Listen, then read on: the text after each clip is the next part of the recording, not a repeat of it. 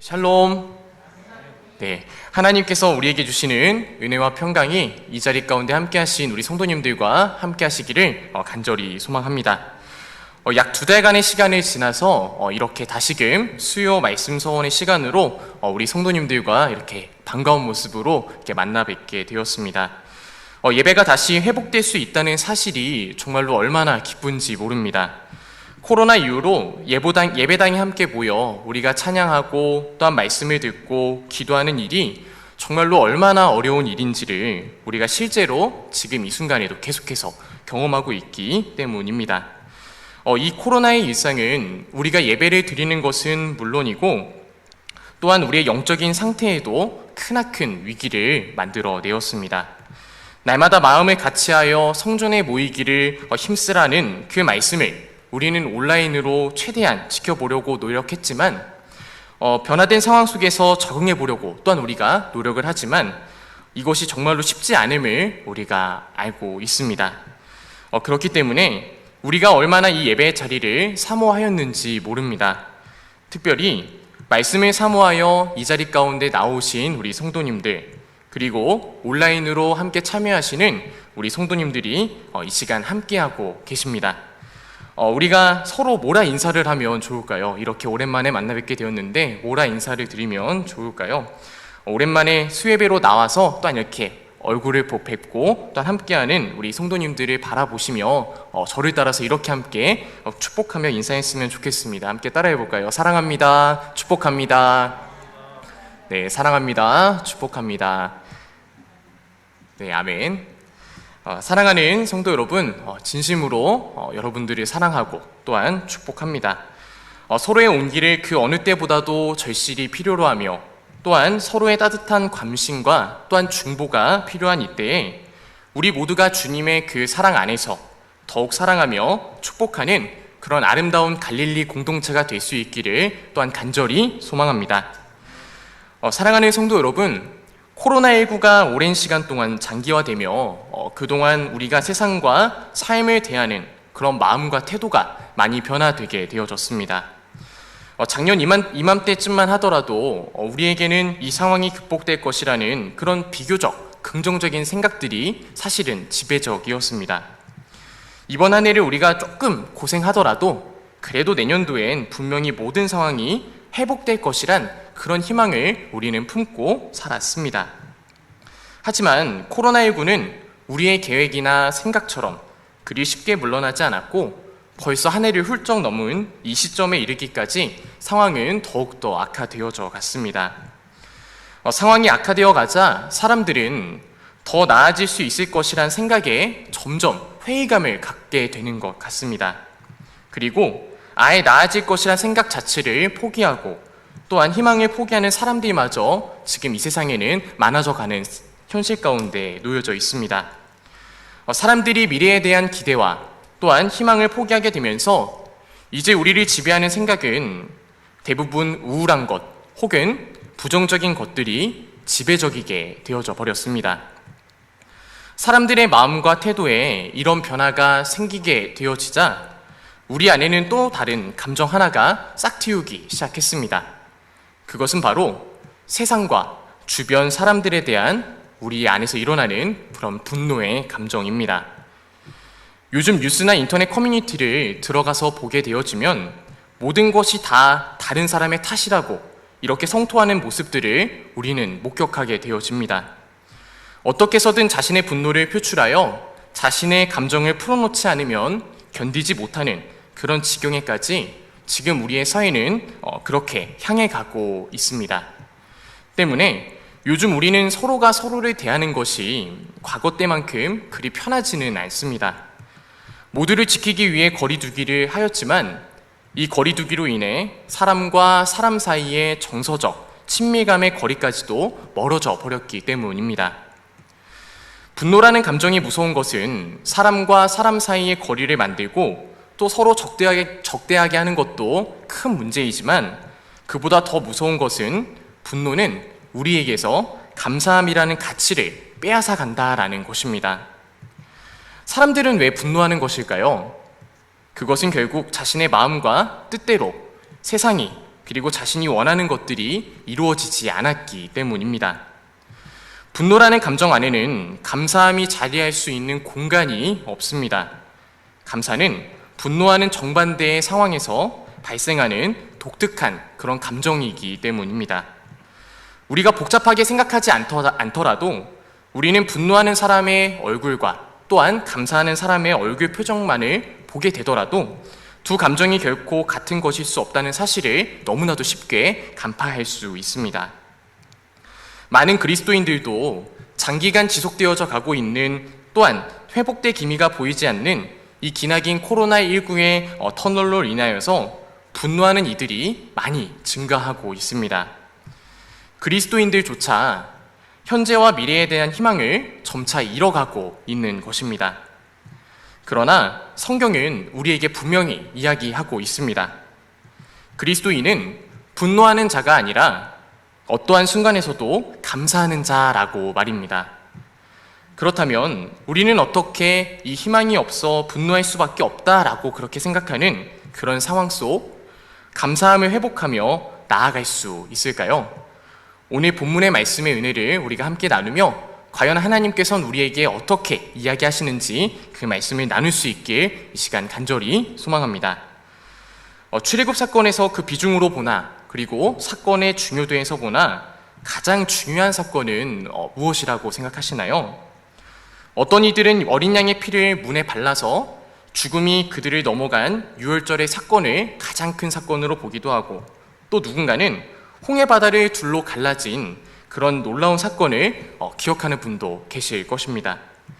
그러나 창세기 이후 모세오경에 기록된 말씀들을 우리가 보게 될 때 우리는 압도적인 비중으로 출애굽 사건에 대해서 기술하고 있는 내용들 대부분이 이스라엘 백성의 광야 생활을 기록하고 있음을 우리는 발견하게 되어집니다. 사실 이스라엘 백성의 광야 생활은 유대인들 스스로나 그리고 그것을 바라보는 성도의 입장에서나 꽤나 유쾌하게 볼 수 있는 그런 본문은 사실 아닙니다. 그도 그럴 것이 약 40년이라는 세월의 광야 생활이 보고하고 있는 그런 내용들은 굉장히 힘들고 또한 고되고 어려움이 계속해서 연속적으로 발생하고 반복되는 그런 이야기들이기 때문입니다.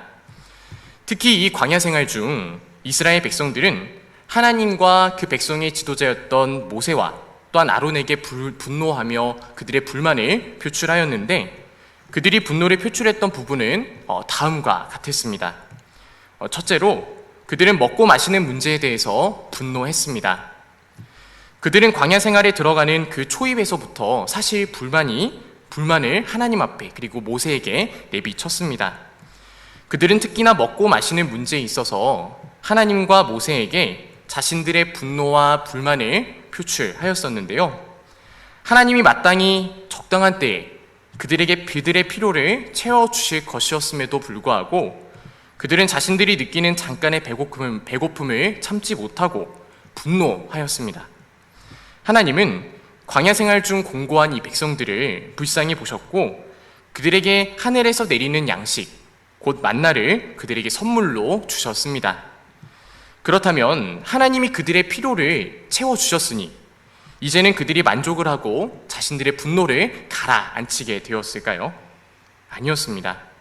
그들은 하나님이 하늘에서 주시는 양식, 만나를 허락해 주시자 이제는 고기를 먹어야 힘을 낼 수 있겠다고 또다시 하나님 앞에 분노하고 또한 불평하였습니다.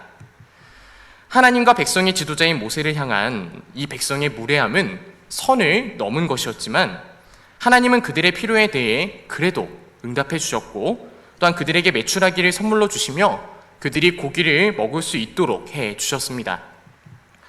그들의 문제는 이렇게 먹는 문제 외에도 마시는 문제에도 있어서 광야 생활 내내 하나님께 불평불만을 하였습니다. 가장 대표적인 사건으로 무리바 물에서의 사건이 기록되어져 있습니다. 이 사건에서 이제 백성들은 말하는 것을 넘어서서 이제는 아예 하나님과 모세 앞에 직접 다투기까지 하려고 하며 극단에까지 치닫으려고 하였습니다. 하나님께서 모세에 대하여 말씀하시길 이 사람 모세는 온유함이 지면의 모든 사람보다 더하리라 라는 그런 평가를 하실 만큼 모세는 정말로 온유한 사람이었지만 끊임없이 하나님과 지도자인 자신을 잡아먹을 듯이 쏘아붙이는 그 백성들로 인하여서 모세도 이제는 더 이상 참을 수 없을 정도로 분노가 그의 안에 차오르고 말았습니다. 모세는 하나님께서 말씀하시길 반석에서 물을 내라고 명령만 하면 내가 물을 내주겠다라고 이야기하셨지만 모세는 자신 안에 있던 그 분노를 통제할 수가 없었고 자신이 가진 그 지팡이를 들고 활에 풀듯 반석을 2번으로 세게 치며 물을 나오게 하였습니다. 그러나 분노를 통제하지 못한 그의 모습은 하나님 보시기에 합당하지 못했습니다. 하나님은 그들의 분노를 참으시고 또한 마땅히 은혜를 베푸시고자 그렇게 하셨는데 모세가 그런 하나님의 뜻을 그 자신의 행동을 통하여서 바르게 드러내지 못했기 때문이었습니다. 사실 이스라엘 백성들의 광야 생활을 우리가 돌아보게 되어지면 그들은 먹고 마시는 일에 있어서 사실 불만을 표출할 또한 분노를 표출할 이유가 단 하나도 없었습니다. 하나님은 언제나 백성의 필요에 대해 귀를 기울이고 계셔 주셨고 그들이 하나님께 언제든 자신들의 필요를 요청하게 되어지면 그에 대하여 응답해 주실 준비를 하나님께서는 이미 마치셨기 때문이었습니다. 그들이 자신들이 이렇게나 생각하시는 그 하나님 앞에서 분노를 통해 자신들이 원하는 그 무엇인가를 얻고자 한 것은 실로 불경건한 그런 일이었습니다. 그리고 무엇보다 그들은 자신들이 얻고자 하는 것들을 얻었을 때에 하나님께 대하여 그 어떤 감사의 표현도 하지 않았습니다. 그저 당연한 것을 얻은 것처럼 그들은 완악하게 항상 반응해 왔습니다. 둘째로 그들은 먹고 마시는 문제에만 불평하고 또한 불만을 표출한 것이 아니었습니다. 그들은 광야 생활 자체에 대해서도 굉장히 큰 분노를 가지고 있었습니다. 그들의 이러한 분노하는 모습은 모세가 시내산에 올라가서 하나님의 율법을 받게 되었을 때 가장 극명하게 나타내어져 보여지게 되어집니다. 이스라엘 백성들이 광야 생활 중 가장 불만이었던 것 중 하나는 지도자 모세가 자신들의 마음에 들지 않는다라는 것이었습니다. 그도 그럴 것이 백성들은 자신들이 원하는 방법 또한 자신들이 원하는 길로 광야길을 가고 싶어 했지만 모세는 항상 하나님의 뜻에 따라서 백성들이 원하는 길이나 방법이 아닌 하나님이 원하시는 길과 방법을 계속해서 쫓아갔기 때문이었습니다. 이런 백성들의 불만과 또한 분노는 모세가 자리를 비웠을 때 폭발하기 시작했고 곧 이윽고 자신들이 원하는 방식으로 그들은 행동하기 시작했습니다. 이런 그들이 가장 먼저 했던 행동은 자신들이 원하는 모습의 신을 그들이 만들고 또한 자신들이 원하는 방식으로 그 신을 섬기며 자신들의 뜻대로 행동하는 것이었습니다. 그러나 그들의 이러한 행동은 철저하게 그동안 자신들을 이끌어와 주셨던 그 하나님께 대한 분명한 반역이나 다름이 없었습니다. 자신들의 불경건함을 끝까지 참아주시며 또한 은혜를 주신 그 하나님께 대하여 그들이 보인 반응이 결국 이런 결과로 나타났기 때문이었습니다. 분노를 표출하는 이 백성들과 하나님이 함께 하시지 않으셨던 적은 없으셨습니다. 그러나 이 백성은 자신들의 그 분노로 인하여서 하나님이 자신들과 함께 하셨음을 그리고 그 많은 은혜를 허락해 주셨음에도 불구하고 그들은 깨닫지 못했습니다.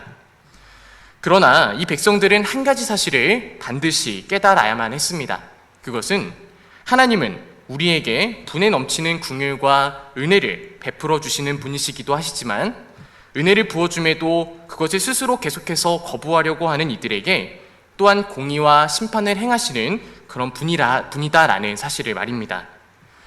광야 백성들에 대한 하나님의 본격적인 분노와 심판은 그 시점으로 본다라고 한다면 시내산 사건으로부터 본격적으로 시작되어지게 되어집니다. 하나님께 감사하지 않고 끝까지 분노하며 불순종한 이들을 향해 하나님께서는 공정하게 그들에게 심판을 내리시기 시작하셨습니다. 물론 이 백성은 이런 하나님의 심판이 자신들에게 임함에도 불구하고 바로 변화되는 모습을 보여주지는 않았습니다. 그러나 그들이 이런 하나님의 심판을 경험하고 또 불순종으로 인한 자신들의 인생의 결과들을 그들 스스로가 목도하게 되어지면서 서서히 변화되어져 가는 부분도 분명하게 생겼습니다. 그것은 바로 자신들의 분노의 원인이었던 자신의 마음과 뜻대로 모든 것이 이루어져야 한다는 그들 자신의 교만한 생각이 서서히 낮춰져 가고 있다라는 그런 점이었습니다. 처음에 이 백성은 지극히 완악한 그런 백성들이었지만 완벽하지는 않더라도 서서히 하나님의 백성다운 모습을 갖춰져 가기 시작했습니다. 그리고 우리는 그 모습을 요단강을 넘어 이제 여리고성을 정복하는 사건을 통해 우리는 그 모습을 발견하게 되어집니다. 금송아지를 앞세우고 자신들의 뜻대로 모든 것을 하고자 했던 그 분노에 찬 이 백성들은 시간이 지나 광야에서 하나님의 철저한 훈련을 받으면서 이제는 하나님의 언약궤를 앞세우고 하나님의 뜻대로 모든 것을 하고자 하는 그런 감사를 고백하는 백성들이 되게 되어졌습니다. 자신의 분노에 지배당해 하나님을 볼 수 없었던 이들과 비교해 봤을 때 이런 변화의 모습은 실로 놀라운 변화였습니다. 사실 앞선 분노의 모습대로 살았던 백성들이 광야에서 처할 수 있는 운명이란 광야에서의 비참한 죽음밖에는 없었습니다. 아무것도 나지 않는 광야에서 하나님의 은혜 없이는 그들이 살 수 있는 방법이란 단 한 가지도 없었기 때문이었습니다. 그들이 생각할 수 있는 그들 자신이 살 수 있는 방법이란 그들이 고안했던 생각이란 그들 자신이 고백하듯 종되었던 애굽으로 돌아가는 것 그 이상 그 이하도 그들은 이야기하지 못했습니다. 실상 그들 자신도 광야에서 살 수 있는 방법이란 없음을 알고 있었던 것이었습니다. 그러나 그들이 그들의 완악한 그 분노의 모습을 서서히 내려놓고 또한 감사함을 회복하며 하나님을 바라보게 되어질 때에 그들은 광야에서 살 수 있는 방법을 이제는 생각할 수 있게 되어졌습니다. 바로 하나님이 그들에게 말씀하셨듯 그의 말씀에 순종하며 약속의 땅인 가나안 땅으로 계속해서 나아가는 그런 방법이었습니다. 그들은 비로소 자신들의 광야에서의 현재 삶을 이제는 인정하고 미래를 향한 그 희망을 이때에서야 회복할 수 있게 되어진 것입니다. 왜 하나님은 그토록 하나님의 백성들이 분노를 품지 말아야 할 것을 계속해서 강조하며 말씀을 하셨던 것일까요? 오늘 본문 신명기 8장 14절의 말씀을 우리가 함께 봉독해 보도록 하겠습니다. 8장 14절 말씀을 함께 한 목소리로 봉독합니다. 내 마음이 교만하여 내 하나님 여호와를 잃어버릴까 염려하노라. 여호와는 너를 애굽 땅 종되었던 집에서 이끌어 내시고. 아멘. 인간의 교만과 분노는 그 성격이 달라 보이지만 사실 하나의 공통된 특징을 공유하고 있습니다. 그것은 자기 자신을 중심으로 두는 사람에게서 나타나는 특징이라는 것입니다. 내가 잘났다고 생각하기 때문에 사람은 교만한 것이고 또한 나만이 옳다라고 생각하기 때문에 사람은 쉽게 분노합니다. 교만한 사람 또한 분노하는 사람 모두가 자기 자신을 주인 삼는 사람이다 라는 것입니다. 성경의 말씀은 우리에게 마음이 교만한 사람이 여호와를 잊어버릴까 염려한다라고 기록하고 있습니다. 성경의 이 말씀은 지극히 지당합니다. 앞서 우리가 이스라엘 백성을 보았듯 분노하는 백성들은 하나님의 지극히 많은 은혜를 경험하였음에도 불구하고 하나님을 제대로 알지 못하였고 심지어 금송아지를 만들 만큼 하나님을 잊어버리는 삶을 그들은 살았습니다. 때문에 우리는 자기 자신을 중심 삼는 교만과 분노를 떨쳐내 버려야만 합니다. 하나님은 특별히 하나님의 백성들이 스스로 할 수 없는 그 일을 특별한 훈련 방법을 통하여서 얻을 수 있게 해 주십니다. 그것은 바로 광야에서의 훈련입니다. 사실 광야에서의 훈련이다라고 한다면 우리는 오히려 더욱 자기 자신의 고집과 교만 그리고 분노가 더 증가할 것이라 생각하기 쉽습니다. 그도 그럴 것이 광야는 내가 원하는 것을 이룰 수 있는 단 하나의 공간도 허락하지 않는 그런 실로 죽음의 땅과 가깝기 때문입니다. 그곳에서 먹을 것을 원하는 대로 얻을 수 없고 또 내가 원하는 대로 그 어떤 것도 할 수 없는 공간인 곳이 바로 광야입니다. 그러나 하나님이 함께 하시는 광야라고 한다면 그 의미가 완전히 반전되어지게 됩니다. 실로 그 땅은 죽음의 땅이고 또한 부족한 것이 많은 곳이지만 하나님의 은혜가 함께한다면 그런 곳에서도 사람은 오늘을 살아갈 수 있고 또한 내일을 살아갈 희망을 가질 수 있으며 또한 하나님과 함께라면 광야에서의 삶조차도 견뎌낼 수 있다는 그런 용기를 얻게 되어지기 때문입니다. 그분이 광야에서 그의 백성을 인도하시고 먹이시고 입히시고 또한 지켜주시기 때문입니다. 약 40년간의 하나님과 함께하는 그 광야 생활은 완악하고 교만하고 또한 분노에 가득 찼던 그들을 서서히 그렇게 변화시켜 갔고, 처음에는 절대로 고백할 수 없었던 그 감사를 비로소 하나님 앞에 고백할 수 있게 되어졌습니다. 그 장면을 우리는 어디에서 볼 수 있을까요? 그 놀라운 변화를 우리는 여호수아 1장 16절에서 18절의 말씀을 통해 발견할 수 있게 되어집니다. 우리가 이 말씀을 함께 봉독하며 나아가 보도록 하겠습니다. 함께 봉독합니다. 그들이 여호수아에게 대답하여 이르되 당신이 우리에게 명령하신 것은 우리가 다 행할 것이요 당신이 우리에게 보내시는 곳에는 우리가 가리이다. 우리는 범사에 모세에게 순종한 것 같이 당신에게 순종하려니와 오직 당신의 하나님 여호와께서 모세와 함께 계시던 것 같이 당신과 함께 계시기를 원하나이다. 누구든지 당신의 명령을 거역하며 당신의 말씀에 순종하지 아니하는 자는 죽임을 당하리니 오직 강하고 담대하소서. 아멘. 바라기는 이 변화된 하나님의 백성의 고백이 코로나19로 인해 광야와도 같은 그 길을 걸어가고 있는 우리들의 고백이 되길 주님의 이름으로 간절히 소망합니다. 사랑하는 성도 여러분, 어려운 상황 가운데 분노하는 것은 어렵지 않습니다. 광야와 같은 생활 속 분노하는 것은 사실 너무나도 쉬운 일입니다. 그러나 어려운 상황, 그리고 광야와도 같은 상황 속 감사하는 일은 너무나도 어려운 일입니다. 이것을 인정하지 않을 수는 없습니다.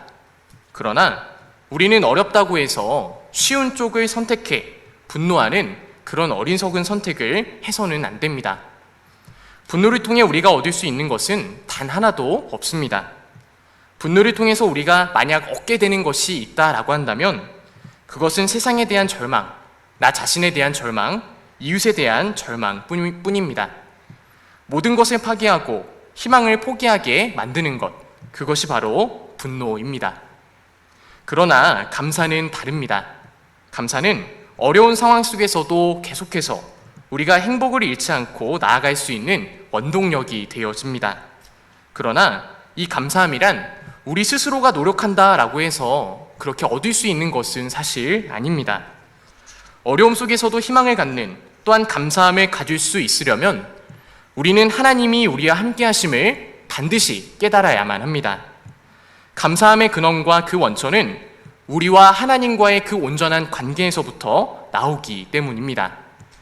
나를 위해 지금도 일하시는 그 하나님을 기억하는 사람은 그 어떤 어려운 상황 가운데서도 희망을 포기하지 않습니다. 그분은 나를 먹이시고 또한 입히시고 보호해줄 것이란 확신을 우리는 갖게 되고 또한 그러한 사실을 알게 되어지기 때문입니다. 그러한 사실을 오늘 본문 말씀도 다음과 같이 고백하고 있지 않나요? 우리가 이 시간 신명기 8장 14절 하반절에서부터 16절까지의 말씀을 다시 한번 봉독해 볼 텐데요. 이 말씀 봉독하시며 우리가 그 모습을 함께 고백하길 소망합니다. 함께 봉독해 보겠습니다.